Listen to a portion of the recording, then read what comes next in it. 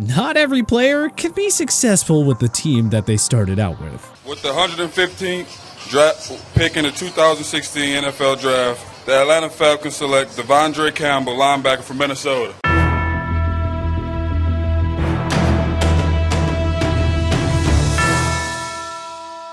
Not every NFL player's career is a straight path, not even close. Here are 10 active NFL stars who enjoyed a career renaissance once they joined another team. Ryan Tannehill. Tannehill is the modern-day example of what a starting quarterback can do if he's put in the right situation with the right players and coaches at the right time. The number 8 pick of the 2012 draft had his fair share of moments with the Miami Dolphins, helping them to a surprise playoff appearance in 2016, as well as respectable 8-8 seasons in 2013 and 2014. But the Dolphins were stuck in mediocrity with Tannehill. Good enough to compete for a playoff spot, but not good enough to win a Super Bowl. His above-average play also meant that they weren't bad enough to get valuable top 10 draft picks. So after a 7-win season in 2018, the Dolphins hit the reset button and traded Tannehill to the Tennessee Titans, along with a 2019 6th-round pick for 2019 7th and 2020 4th-round picks. Titans head coach Mike Vrabel got frustrated with Marcus Mariota and replaced him with Tannehill during the team's Week 9 2019 road loss to the Denver Broncos. And the rest, as they say, is history. Tannehill won 7-10 starts and had a ridiculous 70.3 completion percentage, tossing 22 touchdowns against only 6 picks. He led the Titans to upset over the New England Patriots and the top-seeded Baltimore Ravens in the playoffs, but they ran out of steam against the Kansas City Chiefs in the AFC title game. Tannehill won Comeback Player of the Year honors and proved 2019 was no fluke by leading the Titans to consecutive AFC South Division crowns in 2020 and 2021. Like we said, sometimes a quarterback just needs the right fit to hit his full potential. And if you're Tannehill, it was certainly better late than never. Darren Waller. The Georgia Tech product wasn't exactly a highly touted prospect, considering the Ravens drafted him in the 6th round in 2015. Waller's tenure in Baltimore was a mess from the very beginning. He was given a 4-game suspension in 2016 for violating the league's substance abuse policy. He violated the policy a second time and was suspended for the entire 2017 campaign. In 18 total games with the Ravens, Waller had just 12 catches for 103 yards and 2 touchdowns. Late in the 2018 season, the Oakland Raiders added Waller to the roster, and he finished with 6 catches for 75 yards. Turns out, though, the Raiders saw something special in Waller that nobody else did. In 2019, he unexpectedly broke out by finishing with 90 catches for 1,145 yards and 3 touchdowns. Proving that it wasn't a fluke, Waller took it to a whole nother level in 2020 by racking up 107 receptions for 1,196 yards and 9 touchdowns, all career highs en route to his first career Pro Bowl nod. Waller missed 6 games in 2021 and saw his production dip a bit, but he did more than enough to help the Raiders reach the postseason for just the 2nd time in 18 years. He was subsequently rewarded with a 3-year extension worth $51 million. Hey, not a bad career renaissance for a guy who was a 6th-round pick and really didn't get much of a chance to shine with the team that drafted him. Cordarrelle Patterson. Unlike Waller, expectations were fairly high for Patterson coming into the NFL. The Minnesota Vikings used a 1st-round pick, the number 29 selection on the Tennessee standout in the 2013 draft. Renowned for his excellent speed in the kick return game, Patterson was expected to bring a much-needed boost to Minnie's offense that became overly reliant on Adrian Peterson. As a Viking, Patterson was named to 2 Pro Bowls, and he earned a pair of first-team All-Pro selections, as well as a second-team All-Pro nod. But those honors were strictly for his work as a special teams performer, and not as a receiver or running back. Patterson had 1-year stops in Oakland and New England, winning a Super Bowl 53 ring with the Patriots, and after that was a 2-year stint with the Chicago Bears. But Patterson did not endure a true career renaissance until 2021. The Atlanta Falcons hired Arthur Smith as their new head coach, and he clearly saw something special in Patterson that nobody else could unlock. Aside from his dominance in the kick return game, Patterson was featured as a wide receiver and Atlanta's lead running back. Patterson finished as Atlanta's top rusher with 618 yards, and he posted 548 receiving yards. Both numbers were career highs, as was his 1,166 yards of offense and 11 rushing and receiving touchdowns. Patterson was rewarded with a new 2-year pact in the 2022 offseason. The guy may have been a bust in Minnesota, but he has managed to flip that script during his time in Atlanta. Leonard Fournette. It may be a bit unfair to call Fournette a bust in Jacksonville. I mean, he did after all record 2 1,000-yard seasons in 3 years there. And of course, he led them to a surprise 2018 AFC Championship game appearance. But considering that the Jaguars drafted him 4th overall in 2017 over other future superstars like Jamal Adams, Patrick Mahomes, Christian McCaffrey, Marshawn Lattimore, Tre'Davious White, and TJ Watt, yeah, that sort of hurts. Also, Fournette lasted just 3 seasons in Duval County before the Jaguars released him in 2020, having failed to find a taker for his contract. So, yes, it's fair to call Fournette a bust in Jacksonville. Tom Brady's Tampa Bay Buccaneers picked up Fournette to serve as the RB2 behind Ronald Jones in 2020.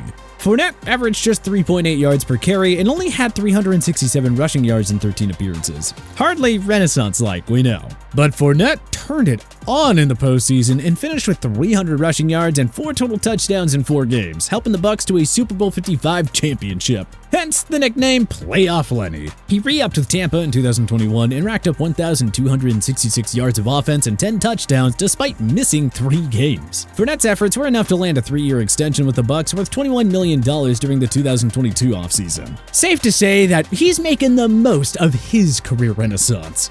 Ryan Jensen. The Ravens drafted Jensen in the 6th round, 203rd overall, back in the 2013 draft. However, the Colorado State Pueblo alum had to wait a while to get his chance in Baltimore, and it didn't exactly pan out. Jensen didn't play in his rookie year and saw just 1 game appearance in 2014. He made just 9 total starts over the next 3 years before finally taking over as the Ravens starting center in 2017. The Buccaneers saw enough from Jensen and handed him a 4-year deal worth $42 million in 2018. And honestly, it seemed like a massive overpay at the time, but it eventually turned into an absolute steal for Tampa. The feisty in-your-face Jensen became the leader on a stacked O-line that also featured Donovan Smith, Ali Marpet, Alex Kappa, and eventually Tristan Wirfs Jr. This group kept Tom Brady upright and led the Bucs to a Super Bowl 55 championship, allowing just 3 sacks over the final 3 playoff games. Jensen earned his first career Pro Bowl nod in 2021 as the Bucs allowed Brady to only take 22 sacks on the season. Jensen was handed a 3-year, $39 million contract after his career season. Quandre Diggs. Like Waller, Diggs was a 6th-round draft choice in 2015. The Detroit Lions picked the Texas products 200th overall that year, but Diggs would have to wait a while to find his groove at the professional level. In 4+ seasons with Detroit, Diggs was a decent but not great starter who finished with 24 pass defenses and 6 interceptions in 65 games. But a midseason trade to the Seattle Seahawks is what actually led to him becoming a star. And I think the Seahawks got Diggs plus a 7th-rounder from Detroit for only a 5th-round selection.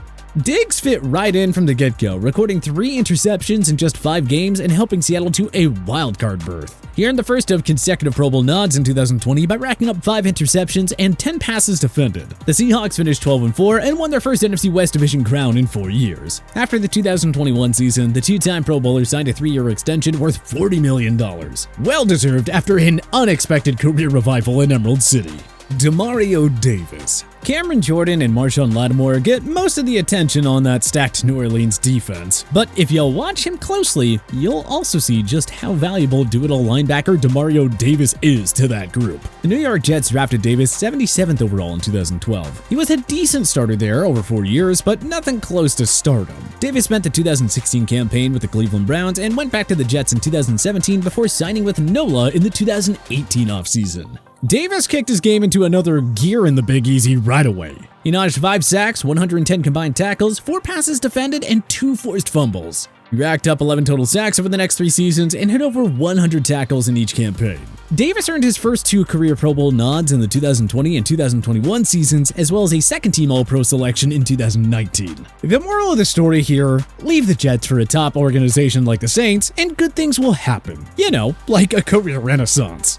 Shaquil Barrett. Last Bucs player on the list, we promise. Barrett joined the Denver Broncos as an undrafted rookie in 2014, but he didn't play a single defensive snap. He made 6 starts as a sophomore in 2015 and finished the year with 1.5 sacks as the Broncos went on to win Super Bowl 50 over the Carolina Panthers. Barrett never showed any signs of stardom as a Bronco, recording only 14 sacks and 151 combined tackles in 61 games. The Buccaneers gave Barrett a 1-year deal in 2019 and Boy, were they in for a pleasant surprise. Barrett became a magician in Todd Bowles' defense, racking up a career-high, NFL-leading 19.5 sacks to go along with a whopping 6 forced fumbles. The standout linebacker followed up with an 8-sack season in 2020, helping Tampa Bay win Super Bowl 55. The Bucs and Barrett agreed on a $72 million extension in the offseason, and he followed it up with a 10-sack season. 37.5 sacks in 3 seasons with Tampa?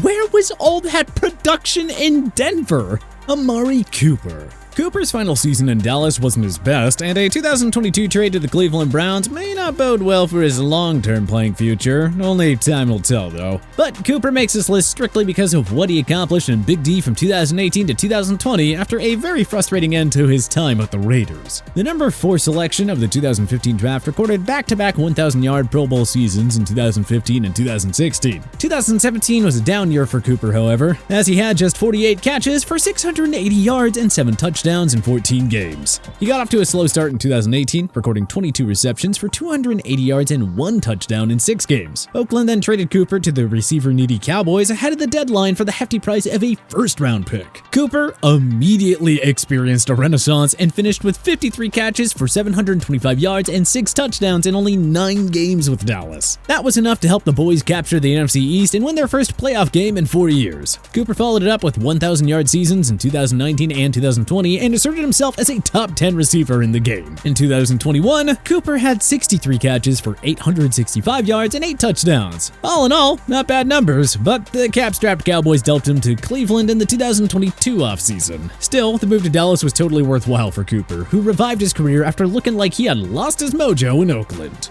Devondre Campbell spent his first 4 seasons with the Atlanta Falcons, but his production was never exactly eye-popping.